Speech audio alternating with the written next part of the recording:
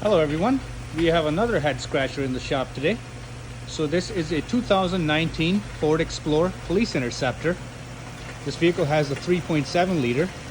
We have a rattling noise that's coming from the engine. At first we thought it was this harmonic balancer, but that's not it. The noise is actually coming from the bottom of this catalytic converter. We used a stethoscope to determine it, and I'm moving a little bit closer.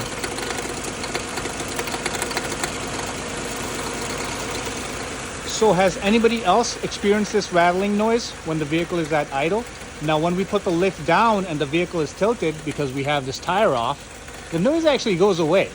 So we're wondering if something's loose in there. But if anybody's had this issue before, please do let us know.